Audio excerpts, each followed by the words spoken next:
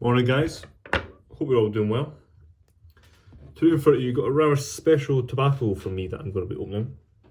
This is a tin of Virginia Golden Flake by Huber. I'm probably not pronouncing that correctly, but my German is pretty poor.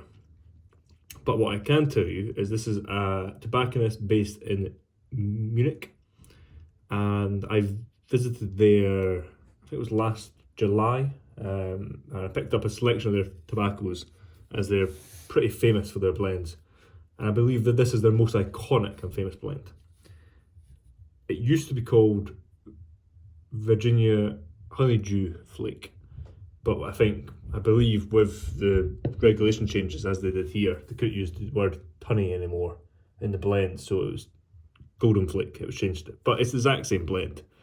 I believe it still has that honeydew topping to it, so it's the exact same blend as it used to be, but just simply called a new name. It comes in these really nice 100-gram tins, and I must say the tins are really nice, kind of your kind of classic paint can style tins. But this lid is kind of embossed. It's really nice. As you can see, that's the address. It's established in 1863, and the shop is fantastic. They have an unbelievable selection of pipes, an extremely wide selection of tobaccos, and a pretty substantial humidor, I must say too, and of course a selection of whiskies, rums, and a whole host of different pipe accessories, along with cigar accessories. This tobacco also comes in bags of, I believe, 250, or I could be 500-gram bags. Although what I am led to believe is the bags, they aren't like kind of your Germains or your Dan Tobacco Esoterica bags that are vacuum sealed. I believe they're more just kind of simply sealed to where you would want to kind of vacuum pack that if you were selling that long term. But that being said, I always like to open a new tobacco either in the new year or towards the end of the year, kind of around the festive Christmas period. So I thought I would go with this one. I did sample this blend in the shop while I was there last year. I actually brought this pipe with me and I sampled it, that pipe. It tasted really good at the time, although it was a very quick first impression. So I must have been smoking it for about 10 minutes. And it was kind of off the cuff. I didn't realise at the time that you could sample in the store. So that was fantastic. Kind of they had all their blends like this. They had in kind of your big glass jars that you could put your nose into, smell the aroma, but also pop in your pipe and sample there. So I did get 2 tins of this. Of course, this is one of them I've pulled from the cellar. I'm sure that code means something for age.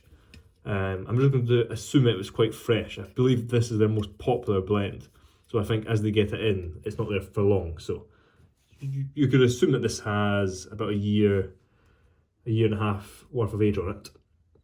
As you can see, it was €18.30, and it's a 100-gram tin. And you've got the factory seal there. So I'll use my thumb to break the seal on either side. As you can see, that's the shop there. Huber. And I'm going to use this part of the check tool, everyone's favourite tool, to get under this and pop the tin. So here we go.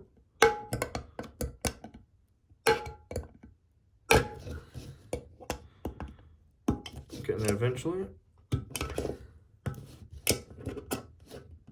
I always find you just have to work your way around, and eventually it will come off.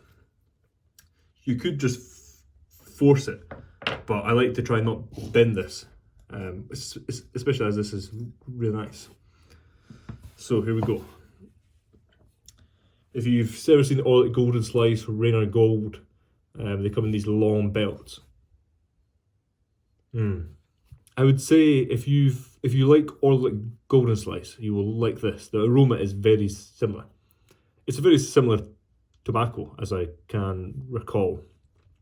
The difference here is it's just a straight Virginia flake, and it's got a slight honey topping. But it does smell fantastic. So let's try and get the tobacco out. Moisture is really good actually. I want to try and preserve the flakes. There we go. Without tearing them apart. So as you can see, get our nice long belts of tobacco, which is some of the best sights you can have. Now let's try and take off one big flake, and I will attempt to wrap this back up, probably poorly, and put it back in the tin. Let's see if we can achieve that. Oh, we can. There we go. Not too bad. Again, I think it's best just to rip a bit off. We'll put the rest back into the paint can style tint. The aroma is fantastic.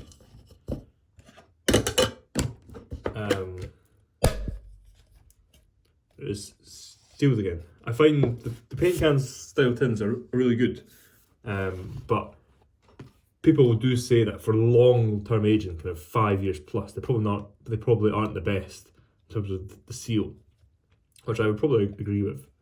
Although saying that, I'm sure if you keep it sealed, it would be fine.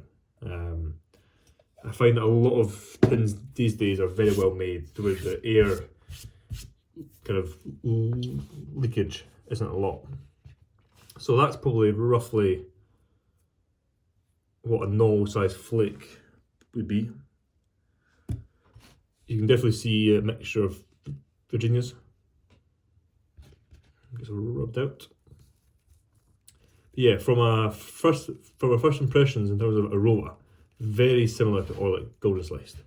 I would be interested to see how this compared to Rainier Gold and Orlick kind of back to back. I imagine this is maybe slightly sweeter, as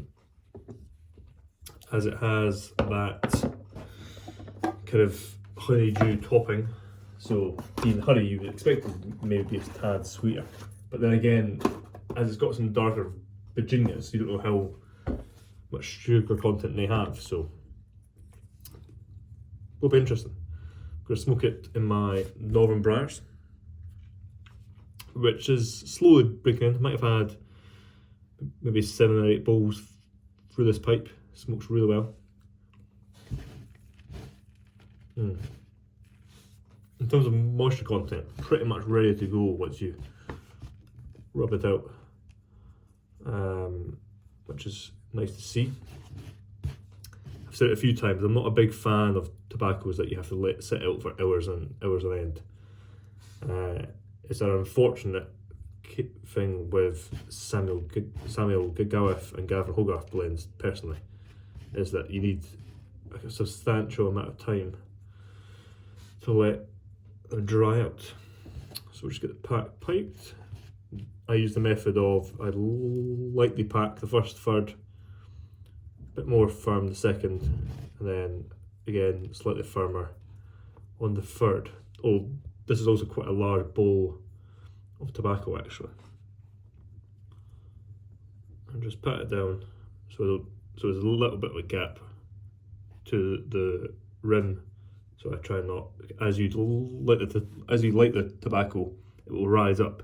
So I try not to pack it too much. So I try and avoid scorching the rim.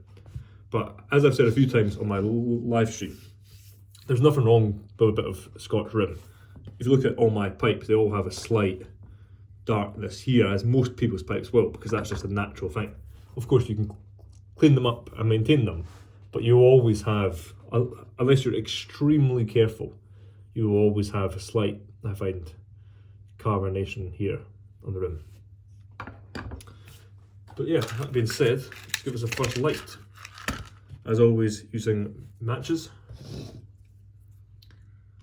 And I'm expecting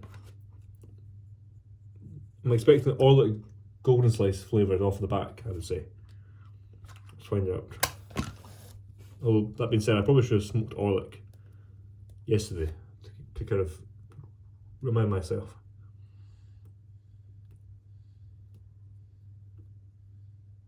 Excuse me while I light the pipe.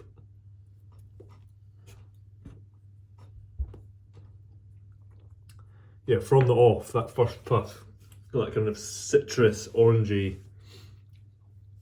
flavour that comes straight away. With those darker Virginias, you can instantly taste them. I always find I either have gas in this or I don't. I think there's some.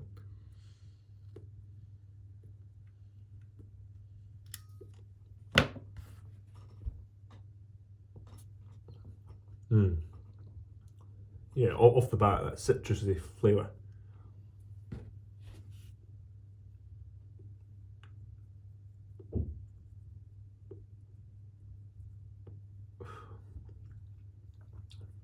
And I do get a slight kind of rich honey note there too, which of course does make sense. Formerly being honeydew flake. But yeah, if you guys haven't ever heard of Piffy Huber, their tobaccos are fantastic. I've got a few. I'll try and talk and hopefully you can hear me at the same time. I do have a few here that I got while I was there. So we've got Louisiana flake, which, if I recall, is a Virginia Kentucky with a slight, as you can see, these tobaccos are made by Carhos and Kopp, which has a slight bit of paprika, I believe. Nice uniform flakes. Not had this tobacco for a while. It's a really nice blend. And then this one, I would say, is also similar to kind of that Orlick Golden Slice Germain's medium flake in terms of it's a much brighter Virginia tobacco. Very similar aroma to this blend.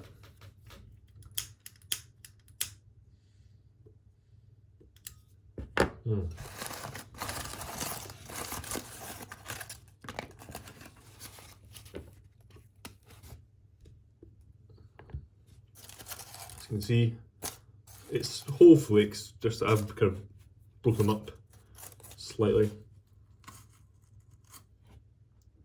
And I would say again, from an aroma point of view, you would think that is Orlick. I might actually send some down to Simon, London Colin, as I would classify him as the Orlick Golden Slice expert. And I believe he's also had Rainier Gold. So it would be interesting to hear his thoughts on both of these. The selected blend flake cut, and of course the Virginia Golden Flake. Although I think I've only had one or two bowls out of this tin so far. I've not had a lot of it, so I couldn't give my full impressions of it.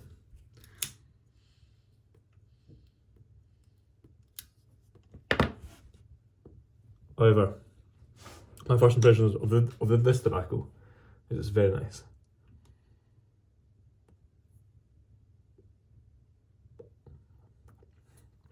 However, the only thing I would say is if you have Orlick Golden Slice, I wouldn't chase this tobacco. It's a tobacco which is really, really good, but very similar. garlic. For those blends that there will be differences, of course. This has the honeydew topping, and all it does contain some perique, so there will be differences. But from a kind of mainstay flavour profile, I would say they're very similar.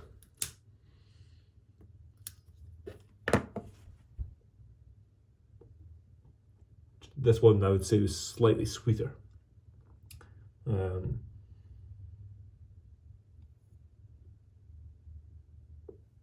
But very nice. I'm not sure what I'll do with the other tin I've got. Because like I said earlier, these tins, I'm not sure how well they age. There's mixed opinions online. Some people say the second you get the tin, you should put it in a jar. Personally, I respectfully disagree with that, as if the seal was that bad, they wouldn't sell it in those style of tins or kind of cans. If the seal kind of was that bad, where the second you bought it, you should instantly jar it. But I do believe that the seal isn't recommended for kind of more than 5 years of aging.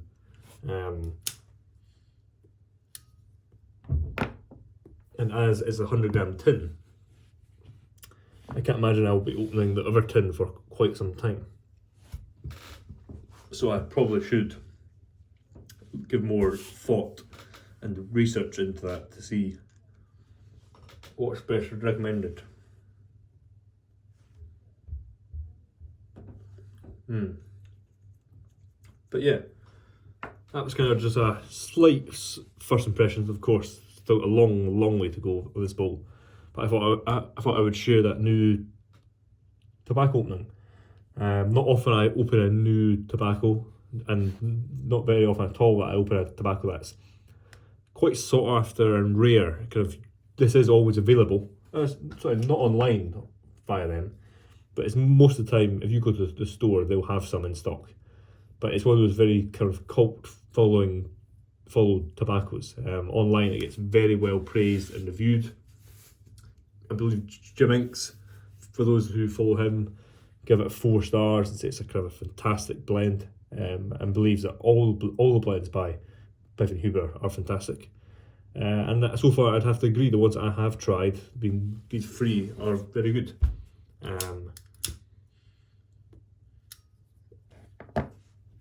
I believe it's a similar situation to HU, where some of the blends by Piffin Huber are made by COP and some are made by Dan Tobacco.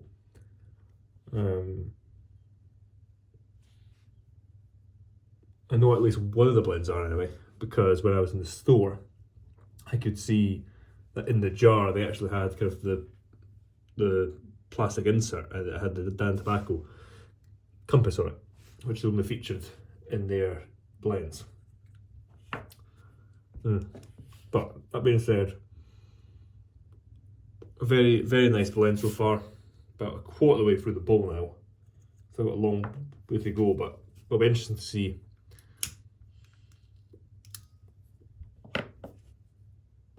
how it develops and how certain flavours start to show itself. I really hope I get some more of that honeydew further on into the blend, because that's, well, honey is one of my favourite things. And whenever it's on tobacco, normally it means it's going to be good. But yeah, that being said, hope you guys take care. You have a good rest of your day.